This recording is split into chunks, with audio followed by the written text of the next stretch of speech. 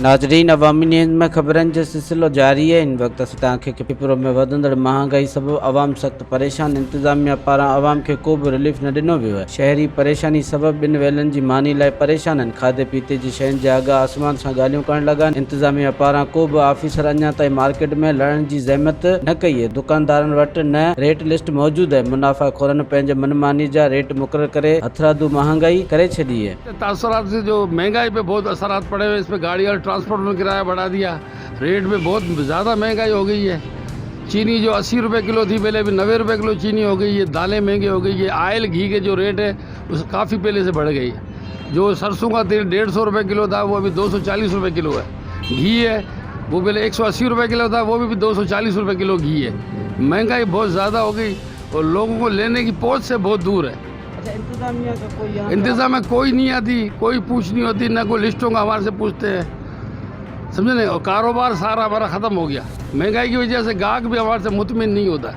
रोज़ाना की रेट आज एक रेट है, कल दूसरा रेट है, तो उससे हमारे को बहुत फ़र्क, कारोबार में बहुत फ़र्क पड़ा है।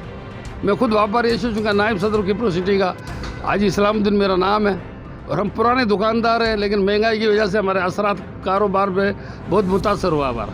इंतज़ामिया से भी आप क्या मुतालबा करेंगे? महंगाई उस पर कंट्रोल किया जाए। इंतज़ामिया महंगाई पे कंट्रोल किया जाए। वो आगे से जब चीज़ आएगी महंगी तो दुकानदार आगे से क्या करेगा। मौजूदा हालातनि में जो महंगाई वधी रही है, उनजो सबब इहो हूंदो आहे जेके हुक्मरान हूंदा आहिनि, उन्हनि जो वॾो अहम किरदारु हूंदो आहे। जेको फाइनेंस मिनिस्टर आहे उनखे जेको पंहिंजो सिस्टम ठाहिणो आहे उहो ठाहे न सघियो आहे। अॻु में जेको असद उमर आहे उहो उन में जेको आहे पंहिंजी पॉलिसी ग़लति इख्तियार कई हुई, सही पॉलिसी हलाए न सघियो। उन खां पोइ ऑफिस खां जेको पॉलिटिशियन न आहे, हिकु टेक्नोक्रेट आहे, ऐं टेक्नोक्रेट हमेशह जेको आहे पंहिंजे फ़ाइदे लाइ सोचींदो आहे, मुल्क जे फ़ाइदे लाइ न सोचींदो आहे। उनजी ग़लति पॉलिसियुनि जे करे जेको आहे पेट्रोल जा अघु हेठि मथे थींदा आहिनि, ऐं पेट्रोल खां पोइ जेको आहे तमामु शयूं हेठि मथे चूर कंदियूं आहिनि। ऐं इंतज़ामिया जेको आहे हिन ते कंट्रोल न कराए सघंदी आहे। जीअं गाॾियुनि जा किराया आहिनि या असिस्टेंट कमिश्नर आहे या DC आहे, उहे जेको आहे एतिरी चुरपुर न कंदा आहिनि। उनजी चुरपुरी खां सवाइ जेको आहे न कमु नथो थी सघे। ज़ुल्म लॻो पियो आहे, महांगाइयूं वधी वियूं आहिनि। हाणे भाॼियूं कुझु मिड़ेई सस्तियूं आहिनि, 20 रुपया किलो इहो वठूं था, इहो 2-2 किलो असीं वठियो वञूं, पोइ 4-5 ॾींहं हले थी। बाक़ी ॿी का शइ वठण जी त बाबा आहे कोन्हे। महांगाई एॾी चोट ते चढ़ी।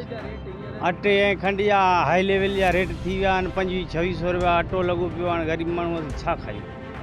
पोइ मिड़े ई हाणे ज़मानो आहे, उन में जीअरा त वेठा आहियूं, हाणे छा करूं। हाणे ज़रूरत इन ॻाल्हि जी आहे त इंतज़ामिया खे घुर्जे त दुकानदारनि खे रेट लिस्ट जो पाबंद करे मुनाफ़ाखोरनि ख़िलाफ़ कानूनी कार्रवाई करे अवाम खे रिलीफ ॾिनो वञे। कैमरामैन फजल रहमान सां गॾु हरीश KBC अवामी न्यूज़ कपरु। मज़ीद खबरों और तफसीलात के लिए विजिट करें हमारी वेबसाइट www.awamiNewsHD.com।